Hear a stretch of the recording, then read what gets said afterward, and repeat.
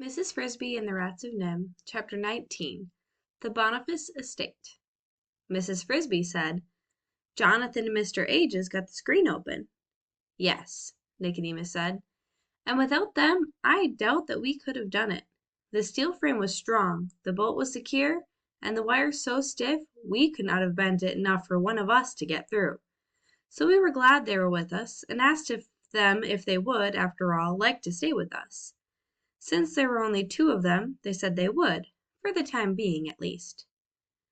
And now began a journey that was to last, with some interruptions, for almost 2 years. Parts of it were pleasant. It was a joyful feeling at first, just to be free again and to get those laboratory collars off. And parts of it were terrible. I have made notes about all of it, and if the time ever comes when rats publish books of their own, I intend to write a book about it. It would be a long book, full of trouble and danger, too much to tell now. It was in one of the dangerous times that I lost my eye and got the scar you can see on my face. But we did have some happy times, and some pieces of great luck, two in particular, that helped to explain how we got here and what our plans are now. It was early summer when we got out. We had known that beforehand. We could tell by the lateness of the light through the windows, though it was dark when we finally stood on the roof. We had no trouble getting down the side of the building, however. There were downspouts in the corners with plenty of toe holds. We dropped the screwdriver and spool of thread into one of these. And a little lower there was ivy. We were all good climbers, and there was moonlight to see by. In less than 15 minutes we were on the ground. Staying in the darkest shadows, under the bushes when we could, we sped away from Nim, not knowing or caring at first what direction we were going. Nobody saw us. During the next few weeks we lived as we could. We had, in a way, to learn all over again how to get along. For although the world outside the laboratory was the same, we ourselves were different. We were, a couple of times, reduced to eating from dumps and garbage cans. But knowing how to read, we quickly learned to recognize signs on buildings. Groceries, supermarket, meats and vegetables, for instance, let us know that there was food inside for the taking. And once inside a supermarket at night, they always leave a few lights on. We could even read the signs on the wall directing us to Section 8 for dairy products, cheese, Section 3 for baked goods, and so on. In the country there were barns and silos stocked with grain and corn, and chicken houses full of eggs. Occasionally we came upon other rats, and a few times we talked with them, but not for long, because after just a few words they would begin to look at us strangely and edge away. Somehow they could tell that we were different. I think we even looked different. Either the diet or the injections at Nim had made us bigger and stronger than other rats, and all the strange rats we saw looked, to us, surprisingly weak and puny. So we were set apart from even our own kind. It was while we were in the country that we had our first important stroke of luck. We had just decided, after nearly 4 months of freedom and constant roving, to find a place to settle down, if not permanently, at least for the winter. We thought that it should be in the country, but not too far from a town, so that we had to have access to grocery stores as well as barns and gardens. It was about this time, too, that I began to wonder, and worry somewhat, about the fact that whatever we ate, whatever we needed, must always be stolen. Rats had always lived that way, and yet, why? I had talked to some of the others about this. It was the beginning of a discontent and an idea that kept growing, although slowly.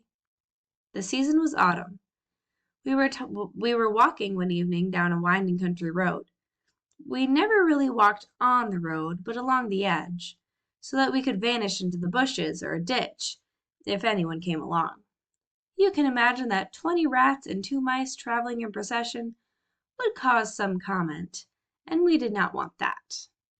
As we walked, we reached a very high fence of wrought iron, the kind that looks like a row of black iron spears fastened together with pointed tops, an expensive fence, surrounding a large estate with big, expensive-looking house in the middle, and well-kept grounds and gardens. We walked along past this fence until we reached a gate. "There's nobody living in there," said Justin. "How do you know?" "The gate's padlocked. And look, dead weeds standing outside it, not even bent. Nobody's driven in here for a while." The house had a quiet, deserted look. There was a letterbox in front, hanging open, empty. "I wonder if we could get in," Jenner said. "Why should we? It's a big place. It would have a big pantry, big cupboard, big freezer. If it's as empty as it looks—" We turned into the grounds, moving cautiously, and from beneath some bushes we watched the windows. As dusk fell, lights came on in several of them, both upstairs and down. Jenner said, "That's supposed to make us think there's someone there." "Yes," said Justin, "but there isn't. I could see one of the lamps when it came on. There was nobody near it. And they all came on at the same time. Automatic switches, to keep the burglars away." "Well, they're not keeping me away," said Justin. He ran to the house, climbed one of the window sills, and looked in. He tried another, then came back. "Nobody," he said. So we went in. We found a small window in the back with a cracked pane, knocked out one corner of the glass, and climbed through. At first, we planned just to look for food. We found it, too, enough to last us for a year or more. As Jenner had predicted, there was a big freezer, well stocked, bread, meat, vegetables, everything, and a whole room full of shelves covered with tinned foods. The tins baffled us at first, as they had in the grocery stores. We could read what was in them, but we couldn't get it out. Then Arthur found a machine on the kitchen counter. He read the instructions on the side of it. Slide tin under cutter and press switch. We tried it. The tin turned slowly around in the machine, and when we pulled it out, the top had been cut free. I'll always remember what was in that first tin. Vegetable soup. Delicious. After we had eaten, we wandered around the house. It was a rich man's mansion, with beautiful furniture and fine rugs and carpeting on the floor. There was a crystal chandelier in the dining room, and a big stone fireplace in the living room. But the greatest treasure of all, for us, was in the study. This was a large rectangular room, with walnut paneling, a walnut desk, leather chairs, and walls lined to the ceiling with books. Thousands of books, about every subject you could think of. There were shelves of paperbacks. There were encyclopedias, histories, novels, philosophies, and textbooks of physics, chemistry, electrical engineering, and others, more than I could name. Luckily, there was even one of those small ladders on wheels they use in some libraries to get to the top shelves.